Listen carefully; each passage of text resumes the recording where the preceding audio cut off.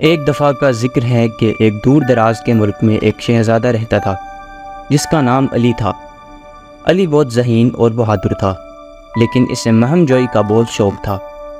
ایک دن علی کو اپنے محل کی لائبریری میں ایک قدیم اور پرانی کتاب ملی۔ کتاب کی جلد سونے کی تھی اور اس پر عجیب و غریب نقوش بنے ہوئے تھے۔ جیسے ہی علی نے کتاب کھولی، وہ ایک جادوئی دنیا میں پہنچ گیا۔ علی ایک گھنے اور پراسرار جنگل میں تھا۔ جنگل میں ہر طرف عجیب و غریب آوازیں آ رہی تھیں اور اس کا دل تیزی سے دھڑک رہا تھا۔ اچانک ایک بزرگ درخت بولنے لگا، شہزادے، تمہیں یہاں کیوں آنا پڑا؟ علی نے حیران ہو کر درخت کی طرف دیکھا اور جواب دیا، مجھے اس کتاب نے یہاں لایا ہے۔ کیا آپ بتا سکتے ہیں کہ یہاں کیا ہو رہا ہے؟ درخت نے کہا، اس جنگل میں جادوئی جانور ہے جو کہ قدیم خزانے کی حفاظت کر رہے ہیں، لیکن خبردار، ہر قدم پر خطرہ ہے۔ علی نے فیصلہ کیا کہ وہ اس راز کو حل کر کر رہے گا۔ اس نے آگے بڑھنے کا ارادہ کیا، مگر اسے ایک چمکتے ہوئے آنکھوں والے لومڑے نے روک لیا۔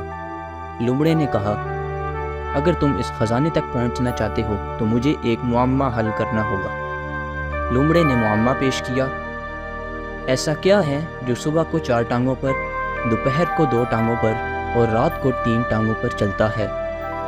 علی نے تھوڑی دیر سوچا اور جواب دیا، انسان۔ بچپن میں 4 ہاتھ پاؤں پر چلتا ہے، جوانی میں 2 ٹانگوں پر اور بڑھاپے میں چھڑی کے سہارے 3 ٹانگوں پر۔ لومڑی نے مسکرا کر کہا، تم نے صحیح جواب دیا، آگے بڑھ جاؤ۔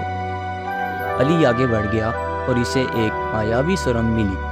سرنگ میں داخل ہوتے ہی ہر طرف اندھیرا چھا گیا۔ اس نے دیواروں پر ہاتھ پھیرتے ہوئے رستہ تلاش کیا اور اسے ایک چمکتی ہوئی روشنی نظر آئی۔ جب علی روشنی کے قریب پہنچا تو اسے ایک چھوٹی بچی ملی جو رو رہی تھی۔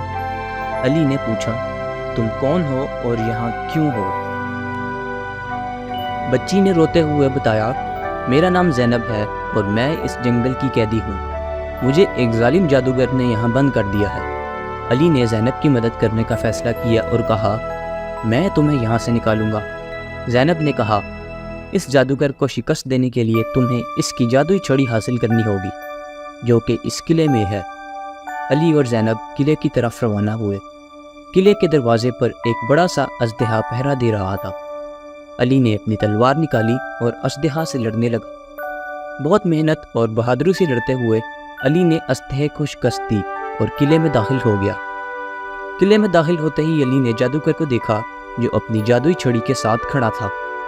جادوگر نے علی پر جادوئی حملہ کیا، مگر علی نے اپنی چالاکی سے اس کی چھڑی چھین لی اور جادوگر کو شکست دی۔